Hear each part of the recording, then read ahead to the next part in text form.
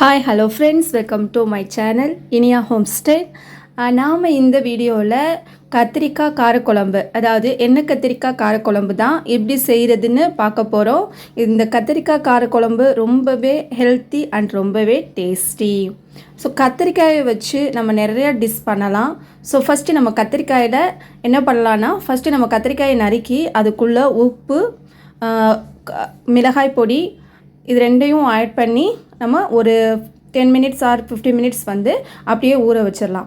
So கத்திரிக்காயை வச்சு பார்க்கணுன்னா கத்திரிக்காய் நிறையா டிஷ் பண்ணலாம்.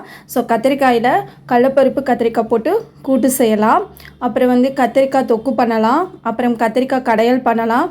கத்திரிக்காய் சாம்பார் வைக்கலாம். கத்திரிக்காய் புளிக்குழம்பு வைக்கலாம். கத்திரிக்காய் முருங்கைக்காய் போட்டு புளிக்குழம்பு வைக்கலாம். கொண்டைக்கடலையில் போட்டு குழம்பு வைக்கலாம். இந்த மாதிரி நிறையா நம்ம வந்து கத்திரிக்காயில் நிறையா டிஷ் பண்ணலாம். ஆனால் இந்த கத்திரிக்காய் நிறையா சாப்பிட்டா அலர்ஜி கூட உண்டாகும். ஸோ அரிப்பு வரும். அதனால் நம்ம இதை வந்து அளவாக யூஸ் பண்ணிக்கலாம். ஸோ கத்திரிக்காய் எனக்கும் ரொம்ப பிடிக்கும், உங்களுக்கும் ரொம்ப பிடிக்கும்னு எனக்கு தெரியும். ஸோ நம்ம கத்திரிக்காய் காரக்குழம்பு எப்படி செய்கிறதுன்னு இந்த வீடியோவில் பார்க்கலாம்.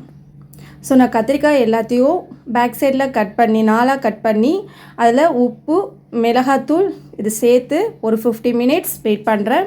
ஸோ நெக்ஸ்ட்டு நம்ம என்ன பண்ணலான்னா, ஒரு கடாய் எடுத்துக்கலாம். அந்த கடாயில் ஆயில் ஆட் பண்ணிவிட்டு இந்த கத்திரிக்காயை நம்ம வறுத்து எடுத்துக்கலாம்.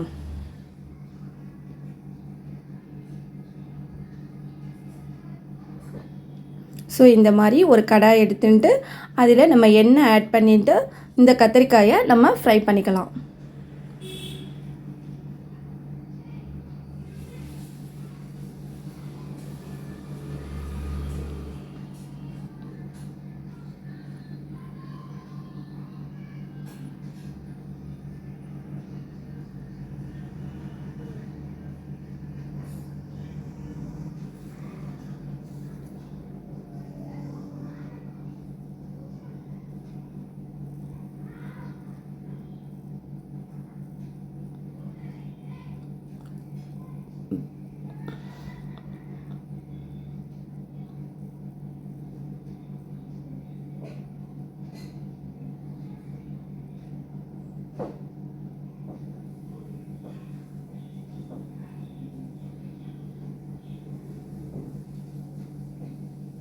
பாருங்கள், நல்லா வதங்கியிருக்கு. இந்த ஸ்டேஜில் நாம் இதை வெளியில் எடுத்துடலாம். ஹாய் ஃப்ரெண்ட்ஸ், உங்களுக்கு வந்து நல்லா குண்டு கத்திரிக்காய் கிடைச்சது அப்படின்னா நீங்கள் காரக்குழம்புக்கு அந்த கத்திரிக்காவை யூஸ் பண்ணுங்கள்.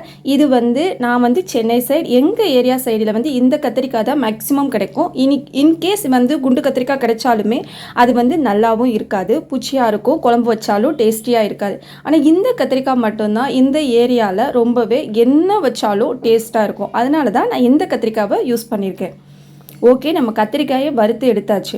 இப்போ நான் வந்து அரைச்சி ஊற்றி தான் இந்த குழம்பு செய்ய போகிறேன். அதுக்கு நான் ஒரு வெங்காயம் எடுத்து கட் பண்ணிக்கிறேன், 3 தக்காளி எடுத்து கட் பண்ணிக்கிறேன். இதை ஒரு கடாயில் எண்ணெய் ஊற்றி நம்ம வதக்கி எடுத்துக்கலாம். வெங்காயத்தை தனியாக வதக்கி எடுத்துக்கலாம், தக்காளியை தனியாக வதக்கி எடுத்துக்கலாம். நீங்கள் இது கூடயே தேங்காய் யூஸ் பண்ணுறதுனாலும் குழம்புக்கு தேங்காயும் யூஸ் பண்ணிக்கலாம். வதக்கி நீங்கள் அரைச்சி ஊற்றுனீங்கன்னா அது தேங்காய் வாடை இல்லாமல் ரொம்பவே டேஸ்டியாக இருக்கும். எனக்கு தேங்காய் வேணான்னு தோணுச்சு, அதனால் நான் யூஸ் பண்ணலை. நீங்கள் தேங்காயை தனியாக அரைச்சி ஊற்றாமல் வெங்காயத்தோடையே சேர்த்து நீங்கள் வறுத்து நெக்ஸ்ட் அதை அரைச்சி நீங்கள் சேர்த்து பாருங்கள், ரொம்பவே டேஸ்ட்டாக இருக்கும். ஓகே, நான் வந்து தக்காளி வெங்காயம் இது ரெண்டையும் தனியாக நான் வறுத்து அதை வந்து நான் அரைச்சி வச்சுக்கிறேன். ஸோ நீங்களும் அந்த மாதிரி செய்யுங்க. இல்லை அப்படின்னாலும் நீங்கள் ஒன்றாவும் சேர்த்து வதக்கி அரைக்கலாம். வெங்காயம் வதங்கிருச்சு. இப்போ நம்ம அதை வெளியில் எடுத்துடலாம். நெக்ஸ்ட்டு தக்காளியை வதக்கிக்கலாம்.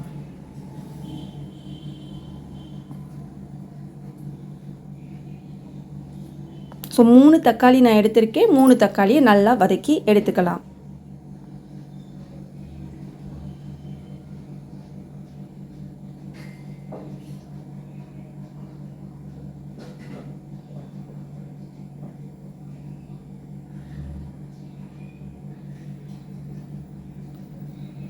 ஸோ தக்காளி ரெடி ஆயிடுச்சு. நம்ம அதை அவுட் ஆஃப் ஸ்டேஜ் பண்ணிவிட்டு நெக்ஸ்ட்டு ஒரு கடாய் எடுத்துக்கலாம். அதில் ஆயில் ஆட் பண்ணிக்கலாம். நான் வெங்காயம், சின்ன வெங்காயம் ஆட் பண்ணுறேன். ஸோ சின்ன வெங்காயம், 3 பச்சை மிளகாய், கருவேப்பிலை, அப்புறம் வந்து இதை தாளிக்கிறதுக்கு கடுகு, வெந்தயம் இது ரெண்டுமே ஆஃப் ஸ்பூன் நான் எடுத்திருக்கேன். சின்ன வெங்காயம் நறுக்கி அதோட 3 பச்சை மிளகாய், கருவேப்பிலை எடுத்திருக்கேன். ஸோ எண்ணெய் நல்லா காய்ஞ்சதும் அதில் நம்ம 1/2 ஸ்பூன் வெந்தயம் ஆட் பண்ணிக்கலாம். அடுத்து வந்து கடுகு ஆட் பண்ணிக்கலாம்.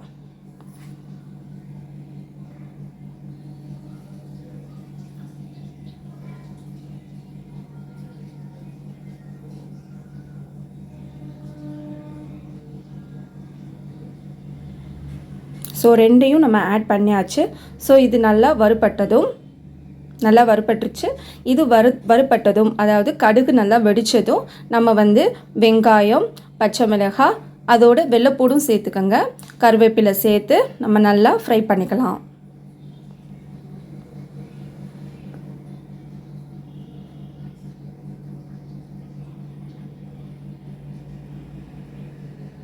ஸோ பாருங்கள் நல்லா வதங்கிருச்சு. வதங்கினோடனே நம்ம தனியாக பெரிய வெங்காயம் சேர்த்து கிரைண்ட் பண்ணியிருந்தோம் இல்லையா, அதை ஆட் பண்ணி நல்லா வதக்கிக்கலாம். அதுவும் நல்லா வதங்கிருச்சு. ஸோ இது 2 3 இது கலவை நல்லா வதங்கினதுக்கு அப்புறமா லாஸ்ட்டாக நம்ம வந்து தக்காளி கலவையும் ஆட் பண்ணிக்கலாம்.